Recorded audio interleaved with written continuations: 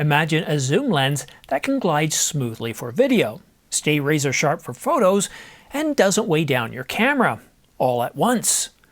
Now imagine Canon releasing the RF 20 to 40mm f2.8 L image stabilized USMZ with all those capabilities. How likely is it? Well, I'll break it down step by step, but if you're serious about staying up to date on the latest camera gear, hit that subscribe button. It helps this channel grow and it keeps you in the loop.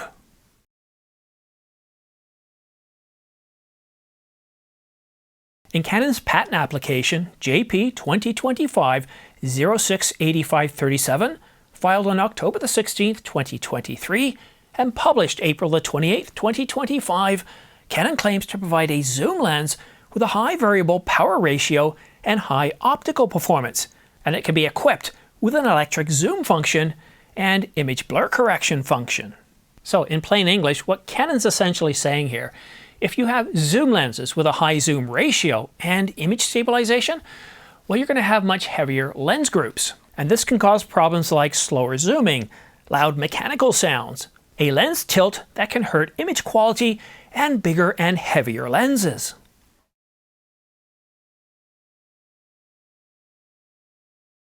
Canon's been very clear in their patent applications over the past couple of years that they're looking to make their lenses smaller, lighter, reduce the number of components in the lenses, but also increase the optical qualities. Now, whether you're looking at purchasing lenses like the 100 to 500mm and not exactly cheap at around $2,600 to $2,800, or the 200 to 800, a little bit more affordable at $1,800 or $1,899. And then, of course, on December the 14th, Canon started shipping the 50mm f1.4 VCM. One thing all of these lenses have in common is that they're lighter, they're smaller, and have better optical qualities than the lenses that they're replacing.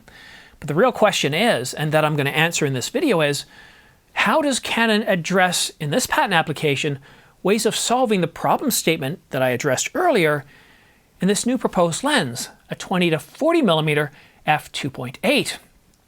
Well, I'll get to that in just a moment, but there's another lens that Canon's looking at in this patent application, another embodiment, and it's for a 20 to 50mm.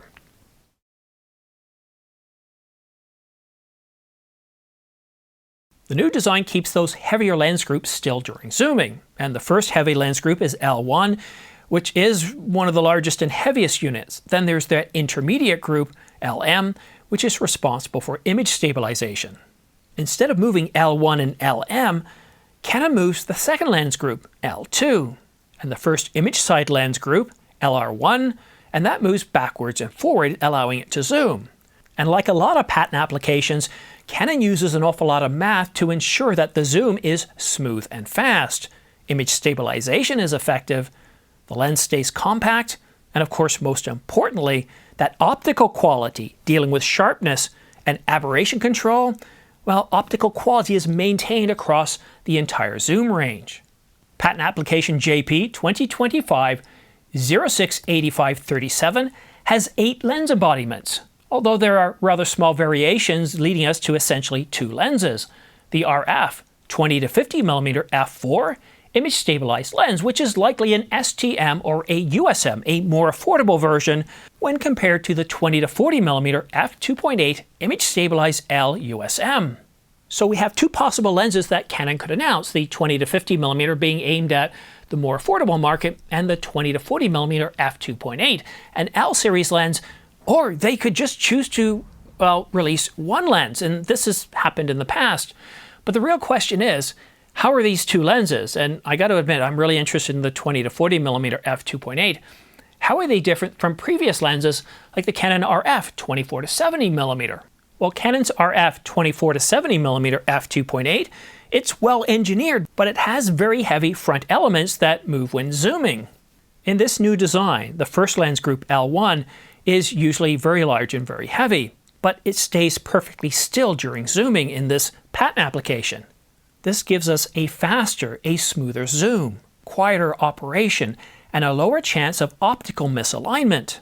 Furthermore, paragraph 0009 refers to an electric zoom.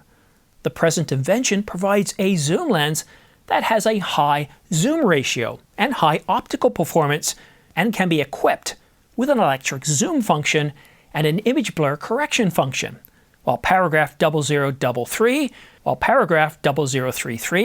explains how it would happen. There are 4 takeaways from these 2 passages.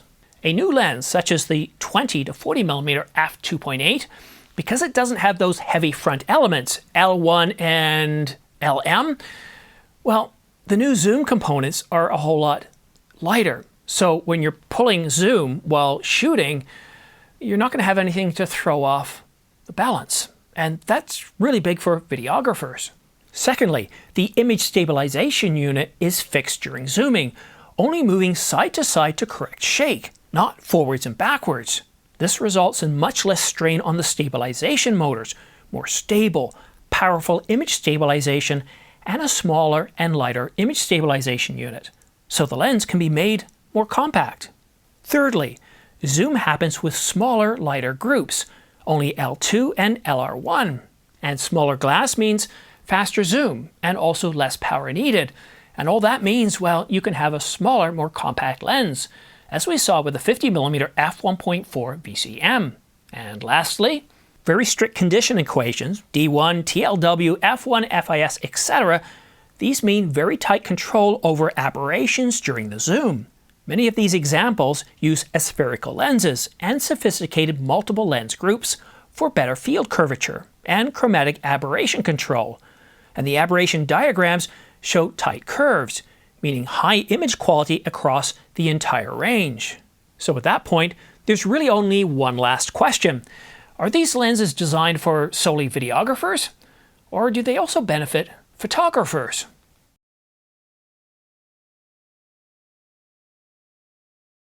The patent application is clearly aimed at videographers for events, for anyone wanting a power zoom lens, a faster lens, a smoother lens, a lens that you're not having to sacrifice image stabilization or image quality.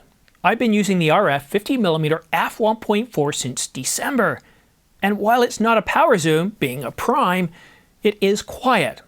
It has a shallower minimum focus distance than the f1.2, but what it clearly illustrates is that it's the result of countless Canon patent applications with a clear directive to reduce the size and weight of their lenses while also preserving and improving optical qualities.